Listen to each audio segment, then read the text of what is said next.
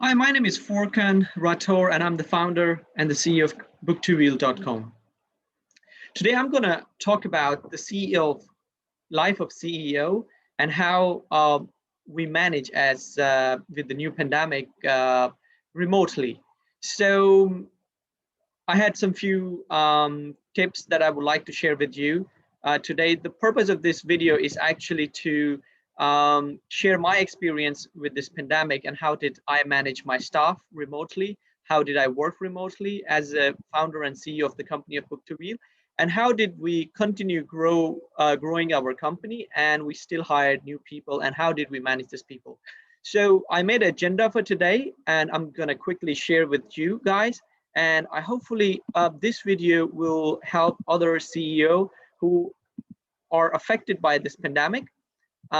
So for agenda for today is introduction of myself. My name is Furqan Rathore. I'm the founder of book2wheel.com, which is an online portal for sharing bicycle and motorbike. We started the company in 2015, and it's been 6 years since we are surviving, and even we survived the pandemic, and we are continue to growing.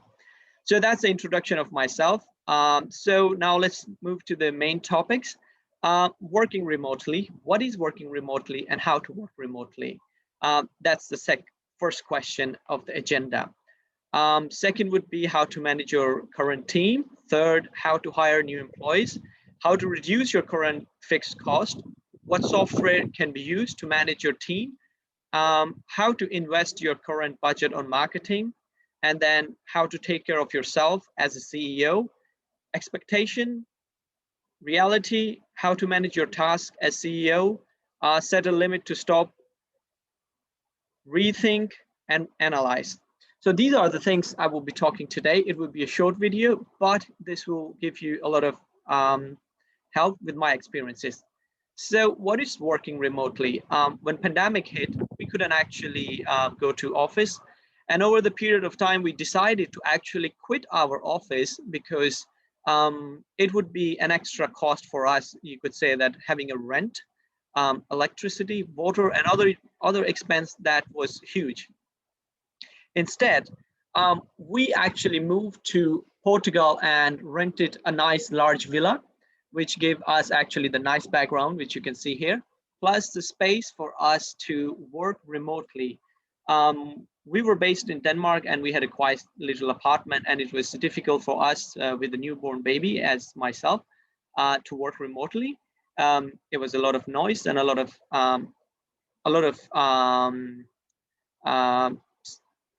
disturbance while we were in a small apartment.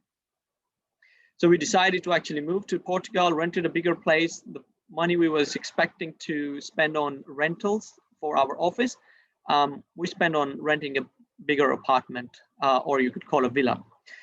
So now we have a peace of mind, we have a bigger space, and we could focus. My wife and my child could be in a separate room, and I could be in a separate room, or just sit outside and work. So actually pandemic gave us an idea that how we could reduce our fixed cost, which was an office space, and working closely with the people. Now, when we decided to quit office, meaning to say everybody have to work from home, and most of the people who were working with us in Denmark actually decided to go back to their country because of the pandemic situation.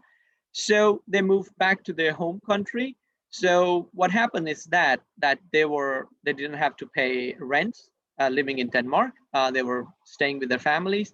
So the salary which we were going to give them was actually going to help them to save some more money what they were spending on rentals.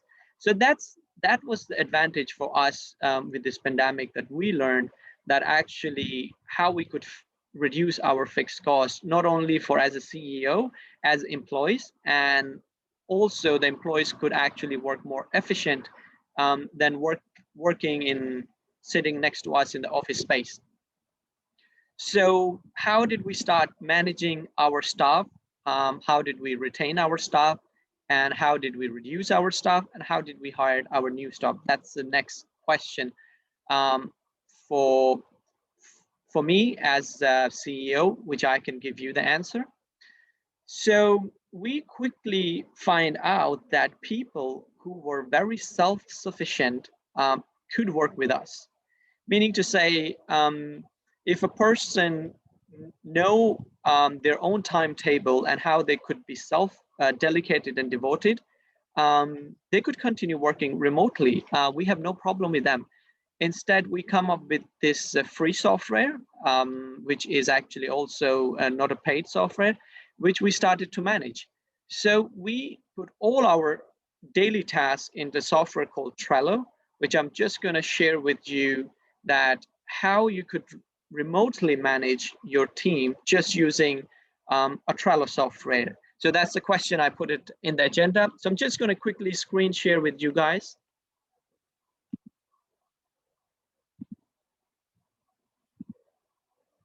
So let's look at Trello. If you don't know a Trello, it's a software. It's like a Kanban chart where you put the things to do and in process and what is done. I will start with myself as a CEO. How do I manage myself and my time? So I have personal goals that I want to do.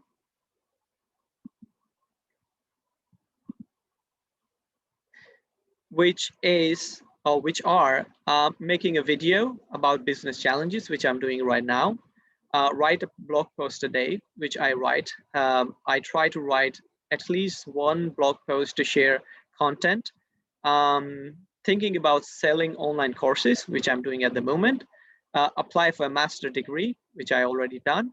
So there are some goals that I want to do. So I put them as my personal daily goal that I have, that I would like to achieve them. And it helps me to narrow down what I really want to do in coming days. And then I have list of tasks to do for myself.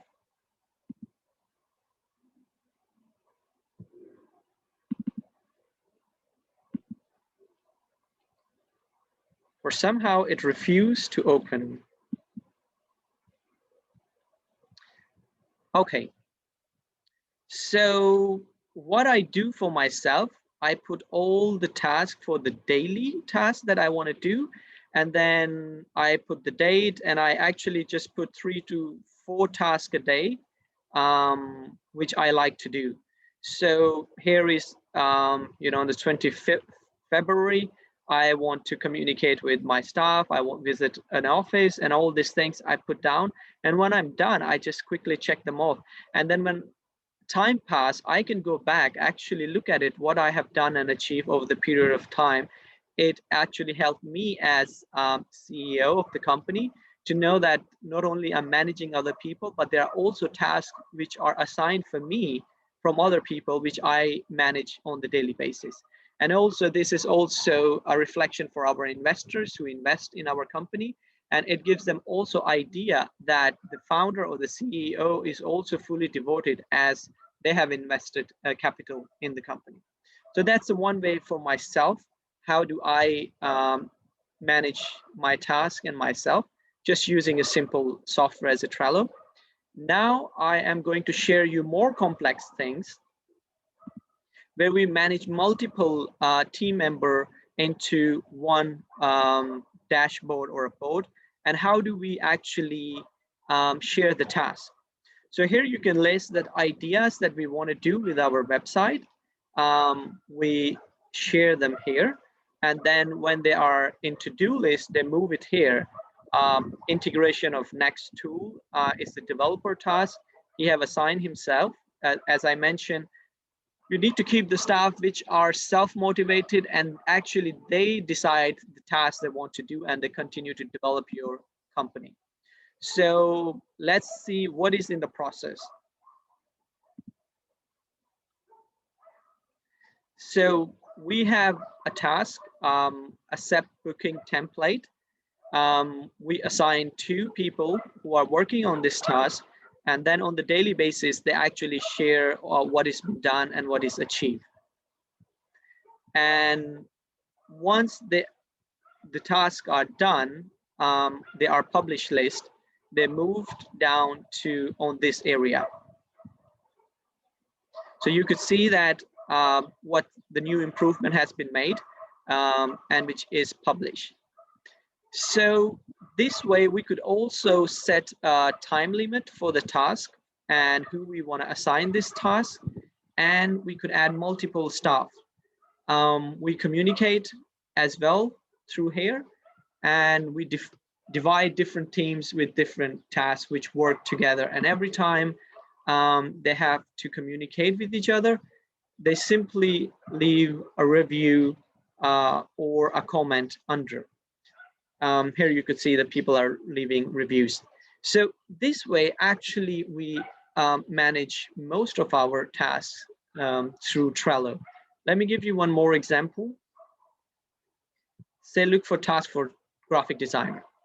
So since we are working with software, we work with developing a software, which is a motorbike sharing service. It's just like an Airbnb for motorbike. So who do we manage? We manage our graphic designers, we manage our front-end developer, back-end developer, and then we have the sales team, which is in the Philippines.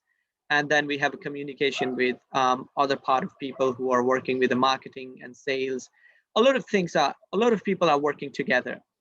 And the best part out of this is that actually when you work remotely, you could screen share with each other, which is impossible when you sit with somebody next to it. You have half of the vision of the screen. By having a screen share, it actually gives us complete access of what the graphic designer is doing, which help us to design our a website. So here you could see that we have some of the tasks in process and some of the tasks which are done. So new checklist for the search page.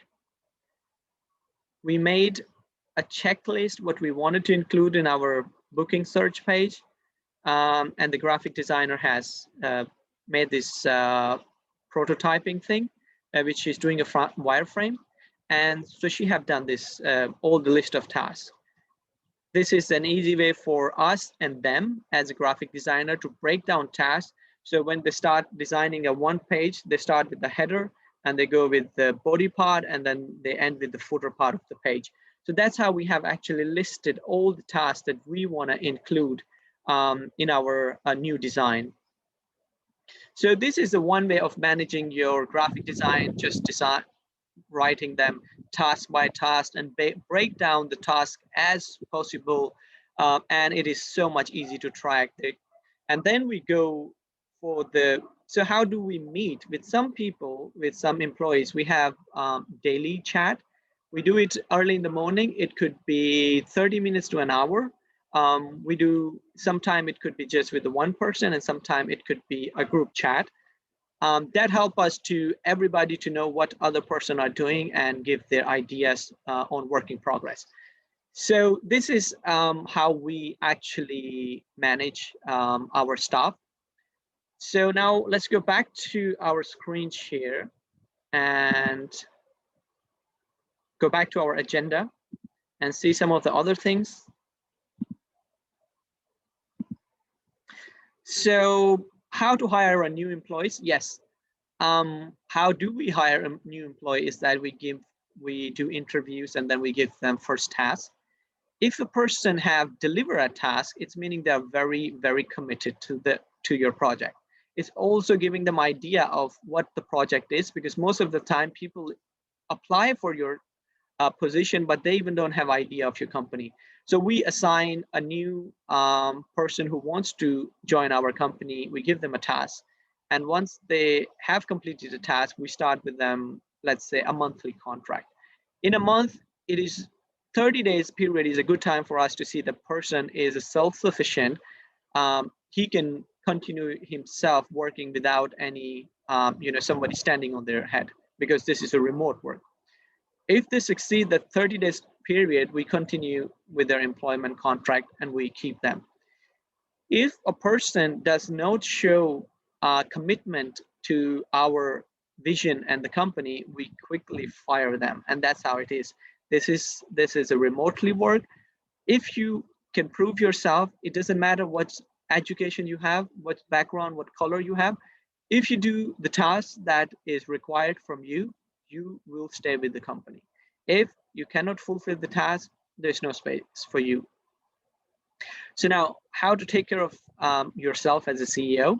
That's a very challenging question, because when you are a founder and a CEO of a startup, there is not much actually the revenue coming in, which is fine actually, because you are building something for really, really large period of time. You're looking for a goal that the product you are building at some stage, it will be run as it will be self-sustainable, and the profit would be grow over the period of time, and you as a CEO will make an exit at some point with your startup, and that will be your paycheck day. So that's how you could keep yourself positive and continue working on your startup.